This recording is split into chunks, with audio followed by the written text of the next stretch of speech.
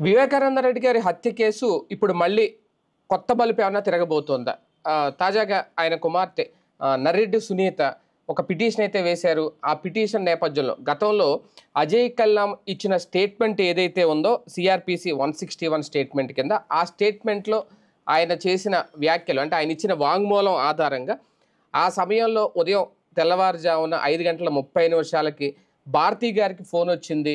ఆ సమయంలో జగన్మోహన్ రెడ్డి ఆ మీటింగ్లోంచి లెగిసి వెళ్ళారు. వెళ్ళి మాట్లాడొచ్చి ఇక చిన్నాన్న ఇక లేరు అన్నారు.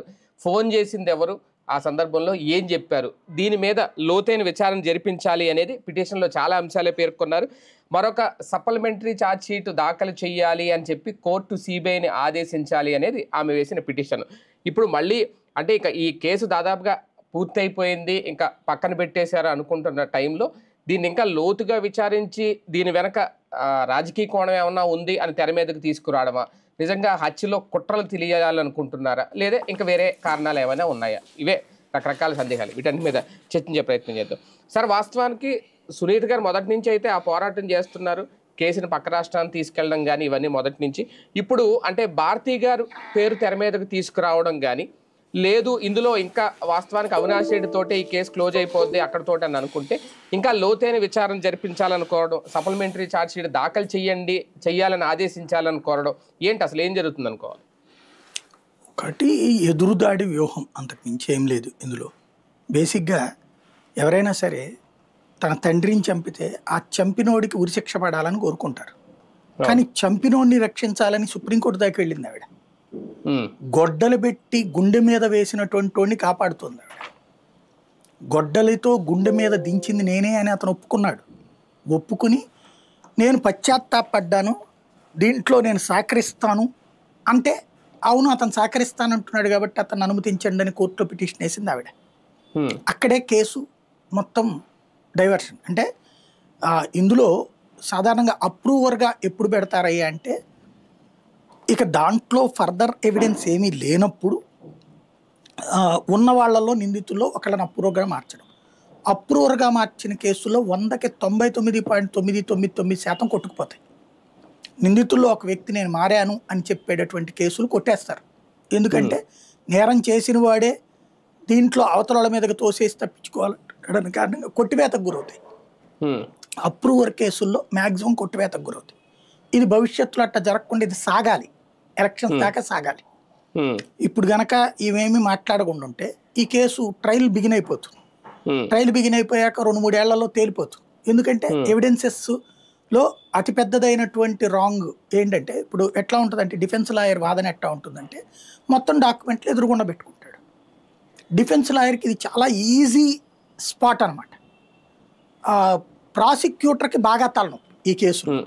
ప్రాసిక్యూటర్ ఏంటి, నిరూపించాలి అతనే నేరస్తుడు అన్నటువంటి. డిఫెన్స్ లాయర్ అతను నేరస్తుడు కాదని నిరూపించాలి.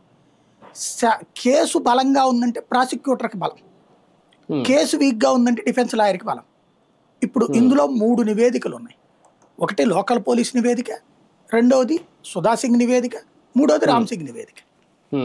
ఆ రామ్ సింగ్ని పక్కన పెట్టిన సుప్రీంకోర్టు జడ్జిమెంట్. ఇవన్నీ పక్కన పెడితే రామ్ సింగ్ అనేటటువంటి వాడిని సుప్రీంకోర్టు నమ్మల, అతను కనీసం ఆ బృందంలో ఉంచవద్దని చెప్పింది. ఆ రామ్ సింగ్ అనేటటువంటి వాడు రాసి ఇచ్చినటువంటి దాన్నే ఇప్పుడు సిబిఐ సబ్మిట్ చేసింది. దెన్ ఆ ఒక్క కారణం చాలు రేపు పొద్దున్న లేచిపోవడానికి. నెంబర్ 2 వచ్చేటప్పటికి మోడస్ ఆఫ్ అప్రెండి, సాధారణంగా నేరపు స్వభావం. ఇప్పుడు చోరీ జరిగింది, నేర స్వభావం ఆధారంగా ఇట్లాంటి నేరాలు చేసేవాడు. లైక్ హౌస్ బగ్లర్లు అనేసి, అంటే హౌస్ బ్రేకింగ్ అనేసి, లేకపోతే కనుక రాబరీ అని, ఇట్లాంటిది. అంటే మర్డర్ చేసి పొడి చేసి తీసుకెళ్ళేవాడు ఒకడు, ఇంటికి బొక్కబెట్టి తీసుకెళ్ళేవాడు ఒకడు. అట్లాంటి ఆధారంగా మోడస్ ఆఫ్ అప్రెండి వీడింత ముందు ఇట్లాంటి నేరాలు చేశాడండి అని కొన్ని పాత నేరస్తుల్ని శిక్షించడం జరుగుతుంది. ఇందులో ఇది పాత నేరస్తుల వ్యవహారం కాదు కదా. ఇందులో మోడస్ ఆఫ్ అప్రెండి అన్నటువంటిది ఆ రూట్లో నిరూపించడం సాధ్యం కాదు. దీంట్లో ఏంటి రీజన్ ఏంటి హత్యకి? ఇక్కడ సునీత కానీ లేదా ఇప్పుడు గవర్నమెంట్ చెప్పాలనుకుంటోంది పొలిటికల్ మోటివేటెడ్ అన్నటువంటి, that it self case close అవ్వడానికి కారణం అవుతుంది. ఎందుకని పొలిటికల్ మోటివేటెడ్ అంటే ఏంటి? ఆయనకి ఎంపీ టికెట్ కావాలని అడిగాడు, లేకపోతే విజయమ్మకో షర్మిలకో ఎంపీ టికెట్ ఇవ్వాలన్నారు. అలా ఇవ్వడానికి జగన్ ఏది అలా ఇవ్వబోతున్నారన్న ఉద్దేశంతో అవినాష్ రెడ్డి చంపాడు అన్నటువంటి ఆ ఒక్క పాయింట్ ఆధారం కేసు కొట్టుకుపోతుంది. ఎందుకు? టికెట్ ఆల్రెడీ వచ్చింది అతనికి, టికెట్ వచ్చింది. ఆ టికెట్ వచ్చిన అవినాష్ రెడ్డికి అనుకూలంగా ప్రచారం చేయడానికి తిరుగుతున్నాడు ఆయన. ప్రచారం చేశాడు కూడా, అంతకుముందు కూడా, రేపు కూడా ప్రచారం చేయబోతున్నాడు. ప్రచారం చేయడానికి వెళ్తున్న వ్యక్తి అతని టికెట్కి వద్దని చెప్పి అతను ఎక్కడ టికెట్ లాక్కుపోతాడు అని చంపుతారంటే ఇంకా కేసే నిలుస్తుంది అక్కడ. పొలిటికల్ మోటివేటెడ్ అనే దానికి ఏం నిరూపిస్తారు వీళ్ళు? ఇంకొకటి, జగన్కి థ్రెట్ అవుతాడని ఎవరు చెప్తారు? జగన్కి అతను థ్రెట్ అవుతాడని, వివేకానంద రెడ్డి థ్రెట్ అవుతాడని పబ్లిక్ ఎవడన్నా నమ్ముతారా? కోర్టు నమ్ముతుందా? అవినాష్ రెడ్డికి థ్రెట్ అని మాత్రమే చూపించాలి. అవినాష్ రెడ్డికి థ్రెట్ ఎప్పుడు అవుతాడు? టికెట్ ఇతనికి ఇచ్చి క్యాన్సిల్ చేసి అవినాష్ రెడ్డికి ఇస్తే. Already Avinash Reddy sitting MP, అతనికి లిస్ట్ లో టికెట్ కన్ఫర్మ్ చేశారు అవినాష్ రెడ్డికి మళ్ళీ. ప్లస్ అతని తరపున ఈయన ప్రచారం కూడా చేస్తున్నాడు. ఇంకా దాంట్లో ఏ కాన్సెప్ట్ మీద అతన్ని చంపించాలి అవినాష్ రెడ్డి? ఎందుకు చంపాలి? ఆవేశపూరితంగా చంపాలి, ఒకవేళ ఏదన్నా ఇద్దరి మధ్యన మాట వస్తాయి. కానీ ఇది ప్లాన్డ్ మర్డర్ జరిగింది.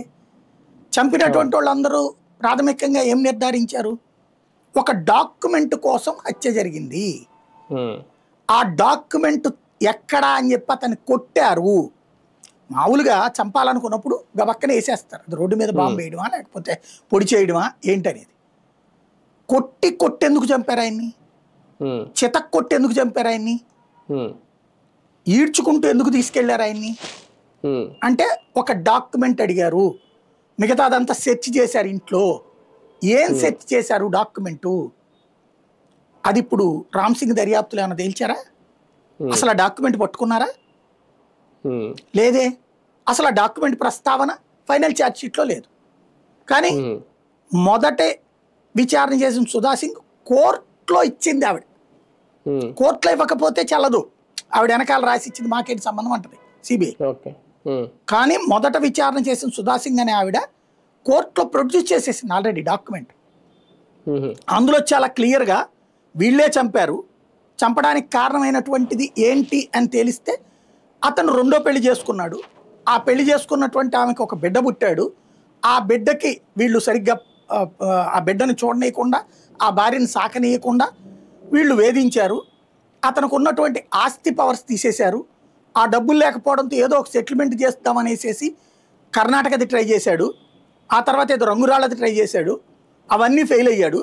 ఆ ఫెయిల్ అయినటువంటి క్రమంలో అతను కొంత అప్పులు పాలయ్యాడు. ఈ అప్పులు ఇచ్చినటువంటి వాళ్ళు వీళ్ళందరూ, ఇప్పుడు ఈ మర్డర్లు చేసినటువంటి బ్యాచ్, అప్పులు ఇచ్చినటువంటి వాళ్ళు వీళ్ళందరూ అప్పు తీర్చలేకపోతున్నాడు. పైగా ఆయనకి లైంగిక సంబంధపరమైనటువంటి అలవాట్లు ఉన్నాయి. వీళ్ళల్లో కొంతమందికి సంబంధించిన కుటుంబ సభ్యులతో ఆ విధమైనటువంటి అలవాట్లు ఉన్నాయి. వీళ్ళకి అది మండుతూ ఉంది. అతను పెద్దోడు కాబట్టి ఏం చేయలేకపోతున్నారు. ఈ కారణంగా వాళ్ళందరూ కలిసి కక్ష కట్టి చంపేశారు. ఆ డాక్యుమెంట్ తీసుకుపోయారు. ఇది ఆమె ఇచ్చిన రిపోర్ట్. దాన్ని రేపు డిఫెన్స్ లాయర్ కోర్టులో పెడతారు కదా వీళ్ళ తరఫున. ఏంటంటే ఇదిగో ఇది డాక్యుమెంటు. మరి అది విచారించకుండా మధ్యలో అసలు టికెట్ ఇచ్చేసిన అవినాష్ రెడ్డికి రాజకీయంగా తేడా అని చెప్పేసి ఎట్లా చెప్తారండి అని అడుగుతాడు. సింపుల్. ఏమని ప్రూవ్ చేస్తారు వీళ్ళు? ఏమని అడగాలి అప్పుడు? టికెట్ ఇచ్చావా లేదా అని వైసీపీని అడగాలి. లిస్ట్ ఉంది. టికెట్ ఇవ్వనని జగన్ చెప్పాలి, ఇచ్చినోడు జగన్. ఆ జగన్ అవినాష్ రెడ్డికి అండగా ఉన్నాడు ఇప్పటికి కూడా కదా.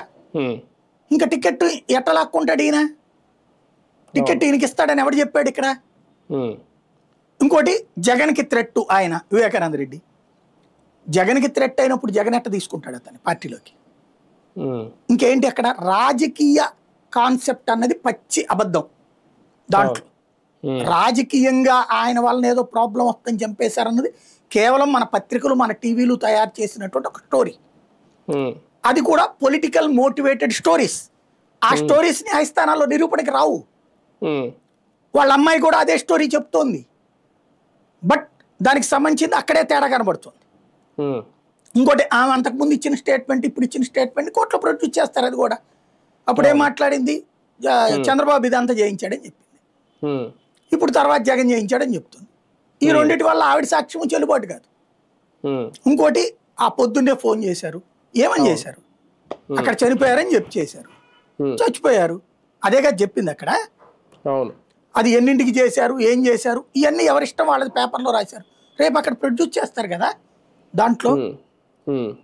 ఇక్కడ పాయింట్ అలా ఏంటంటే అసలు పాయింట్ నుంచి పక్కకి తప్పించుకునేసి ఇప్పుడు ఇదేంటి సిబిఐ దర్యాప్తు వీళ్ళందరికీ బెయిల్ రద్దు చేయమని అమ్మాయి వెళ్ళింది. బెయిల్ రద్దు చేయాలంటే అక్కడ పాయింట్ సుప్రీంకోర్టు ఒప్పుకోలేదు బెయిల్ రద్దు చేయడానికి. అవినాష్ రెడ్డి బెయిల్తో పాటుగా మిగతా వాళ్ళ బెయిల్ రద్దు చేయండి, ఆల్రెడీ జైల్లో ఉన్న వాళ్ళకి బెయిల్ ఇవ్వద్దని. అది ఇన్ని రోజులు ఉంచుకోవడం కష్టము, లోకల్ కోర్టుకి ఆ హక్కు ఇచ్చేస్తున్నామని చెప్పేసింది కోర్టు. నువ్వేమైనా చెప్పదలుచుకుంటే ఆడికి వెళ్ళి కోర్టులో చెప్పుకోమని చెప్పింది. ఇప్పుడు అందుకని నువ్వు మొదటి నుంచి మళ్ళీ విచారించమంటది. ఇంతకుముందు పోలీస్ విచారణ, సిట్ విచారణ, తర్వాతనే సిబిఐ విచారణ. మళ్ళీ ఇంకేం విచారిస్తారు సిబిఐ? వాళ్ళు నివేదిక అంత ఇచ్చేశారు కదా, మళ్ళీ ఈ ప్రాతిపదికన చేయండి ఆ ప్రాతిపదికన చేయండి అంటే ఇన్వెస్టిగేషన్ ఆఫీసర్కి ఇన్వెస్టిగేషన్ ఎట్లా చేయాలో ఈవిడ చెప్తాం. సరే సిట్కి చెప్పింది అయిపోయింది, సిబిఐ కూడా చెప్పింది అయిపోయింది, ఇంకా మళ్ళీ ఇంకోసారి నుంచి చేయండి అంటే ఏముంటుంది అందులో? జస్ట్ టైం పాస్ యాక్టివిటీ ఇది, అంత మించి ఏం లేదు. అంటే నిందితులుగా ఉన్న వాళ్ళు లేదంటే అప్రూవర్గా మారిన ఆ దస్తగిరి వీళ్ళని జైల్లోకి వెళ్ళి మరి అప్పట్లో వాళ్ళని బెదిరించారు లేదంటే ప్రలోభాలకు గురి చేశారు అనేది ఇప్పుడు ఈమె పిటిషన్లో. అంటే నిందితుల్ని ఇక్కడ కాపాడే ప్రయత్నమా, వాళ్ళని లోతుగా విచారణ చేస్తే నిజాలు బయటకు వస్తాయి అని చెప్పే ప్రయత్నమా? బేసిక్గా అది ఏంటంటే అది చెల్లదు.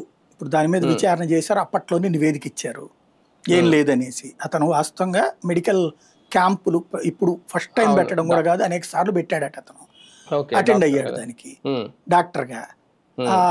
అలాగే చేశారు, అసలు అతన్ని కలవనివ్వలేదనేసి అప్పుడు చెప్పారు. అయితే అప్పుడు వైసీపీ గవర్నమెంట్ ఉంది కాబట్టి అట్లాంటి నివేదిక ఇచ్చారని చెప్పి, ఇప్పుడు లేదు అక్కడ కలిశాడు అని చెప్పడానికి ఎవరు సాక్ష్యం? బీటెక్ రవి. బీటెక్ రవి ఏ పార్టీ? తెలుగుదేశం. అతను చెప్పే సాక్ష్యం ఏం వ్యాలిడ్ అవుతుంది? ఇంకోటి బెదిరించి ఏది 1,00,000 కోట్ల రూపాయలు పట్టుకెళ్ళాడట జైల్లోకి. నిలుస్తుందా కేసు? పట్టుకెళ్ళేటప్పుడు అక్కడ సీసీ కెమెరాలు అన్నీ ఉంటాయి కదా, ఉండుంటే అసలు వీళ్ళు వదిలిపెట్టేవాళ్ళు ఇప్పుడు బేసిక్గా. ఆయన డబ్బులు కట్టలు పట్టుకెళ్ళి అక్కడ ఇంకోటి 5 కోట్ల రూపాయలు చూసి ఆయన మహాత్మా గాంధీ గారు అయ్యే 5 కోట్ల రూపాయలు చూసి కూడా పర్లేదండి అని చెప్పేసి వదిలేయడానికి, ఆయన నేను చాలా కట్టుబడి ఉన్నానండి అని చెప్పడానికి. ఇవన్నీ దాన్ని ఏమంటారు, తడికలతో అల్లిన కథలు. తడికలతో అల్లిన కథలు అందమైన గోడలా చూపించడంలో మీడియా సక్సెస్ అయింది, జగన్కి వ్యతిరేకత సృష్టించడంలో సక్సెస్ అయింది, జగన్ వ్యతిరేకులకి మ్యాథ్ ఇవ్వడంలో సక్సెస్ అయింది. బట్ నేరం మీకు ఆయేషా మీద హత్య కేసు కావచ్చు, లేకపోతే కనుక కొన్ని హత్య కేసులు ఎట్లా ఉంటాయంటే మనం అనుకునేది ఒకటి జరిగేది ఒకటి, కేసులకి తేలవు. ఇప్పుడు ఆ సుగాలి ప్రీతి ఇది అంతే. ఎందుకంటే మనం అనుకున్నట్టుగా నువ్వు విచారించాలంటే ఏమని చెప్పాలి అక్కడ సాక్ష్యాలకు సంబంధించి.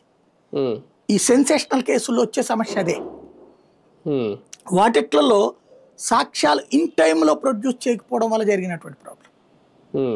ఈ కేసులో వచ్చేటప్పటికి సాక్ష్యాలని తారుమారు చేసి అడగమని చెప్తున్నటువంటి కాన్సెప్ట్.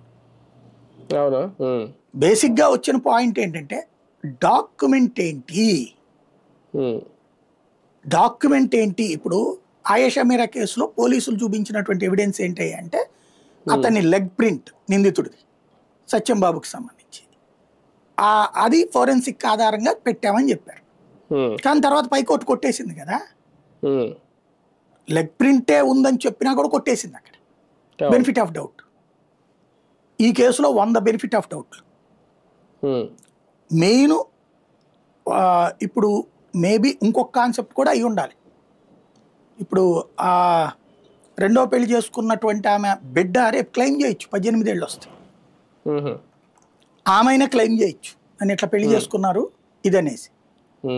ఎందుకంటే డాక్యుమెంటల్ ఎవిడెన్స్ అది ఉంటుంది కదా వీళ్ళతో, ఏడిపోతుంది అది.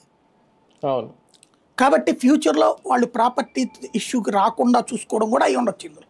ఇంకో పాయింట్ అది తేడా. కాకపోతే ఇక్కడ అంటే ఇవన్నీ అభియోగాలు అనే సార్, దేవిరెడ్డి శివశంకర్ రెడ్డి వీళ్ళిద్దరిని కాపాడే ప్రయత్నం చేస్తాడు, భాస్కర్ రెడ్డిని అవినాష్ రెడ్డిని ఎవరికో హత్య చేసి తానే ఒప్పుకున్నట్టయితే 10 కోట్లు ఎంతో ఇస్తామని మాట్లాడారు. ఇప్పుడు అవినాష్ రెడ్డిని కస్టోడియల్ ఎంక్వైరీ చెయ్యాలి అని. అంటే ఇదంతా అభియోగాలా లేదంటే సీరియస్నెస్ ఉందా ఈ ఆరోపణల వెనక కేసులో? అంటే ఇప్పుడు తెలుగుదేశం దీన్ని ఎలా ప్రొజెక్ట్ చేయాలనుకుంటుందో అదంతా ఆవిడ పేరు ఆవిడేం డైరెక్ట్గా కూడా పెట్టి ఉండదు. అదంతా వీళ్ళు తయారు చేసి ఇచ్చి ఉంటారు. ఆవిడ అది అఫిడవిట్ వేసి వస్తుంది బేసిక్గా. వాళ్ళు ఎలా కోరుకుంటున్నారో అట్లాగా ప్రొజెక్ట్ చేస్తున్నారు. ఎందుకంటే లిటిగేషన్ సాగాలన్నటువంటి ఉద్దేశం అది. న్యాయస్థానం తేల్చాలి ఏంటనేది. అంటే కస్టోడియల్ ఇంట్రాగేషన్కి ఇచ్చే అవకాశం ఎంతవరకు ఉంటుంది ఒకవేళ సప్లిమెంటరీ ఛార్జ్ షీట్ దాఖలు చేసి ఇలాంటి కేసుల్లో? అవ్వదు, ఇంకేముండదు. అదంతా కస్టోడియల్ విచారణ అనేది సిబిఐ అడగాలి. అది అడిగింది, అప్పట్లో విచారించడానికి అనుమతి ఇచ్చారు. కాకపోతే కస్టోడియల్ వద్దని చెప్పారు. సుప్రీంకోర్టే చెప్పింది అప్పుడు. సుప్రీంకోర్టే అసలు అతను అట్లాగా నువ్వు అరెస్ట్ కూడా చేయడానికి వీల్లేదని చెప్పింది. ఒకవేళ అరెస్ట్ కంపల్సరీ అనుకుంటే ఇమీడియట్గా బెయిల్ ఇవ్వమని సుప్రీంకోర్టు చెప్పింది. అది అంత చాలా ఇష్యూ నడిచిపోయింది. ఇప్పుడు ఇంకా కస్టోడియల్ తీసుకోవాలంటే కస్టోడియల్ ఎవరు అడగాలి? నేను లోపల పెట్టి అతను విచారిస్తానని సిబిఐ అడగాలి. ఏం కాదు కదా అడగాల్సింది. క్లోజ్ అయిన కేసు గురించి మళ్ళీ మొదటి నుంచి అన్నటువంటిది, అంటే మేము ఎట్లా రాజకీయ కోణం అని చెప్పామో అలాగే చూడండి, అలాగే రాయండి అని చెప్తుంది అంతే. అంటే ఇక్కడ భారతీ గారి పేరు తీసుకురావడం వరకు ఏమన్నా రాజకీయ దురుద్దేశం ఉందా? పొలిటికల్ మోటివేటెడ్ అంతే. ఏముంటుంది, ఇంతకుముందు వాళ్ళు చెప్పిన స్టోరీలు, ఈనాడు జ్యోతి రాసిన స్టోరీలు జగన్ మీద ఎట్లా రాశారో ఈ కూడా అట్లాగే రాశారు కదా. అది ప్రూవ్ చేయించాలన్నటువంటి, అది ప్రూవ్ అవ్వదు. ఎట్లాగూ జనంలో ప్రచారం రావాలి, అది అంతే.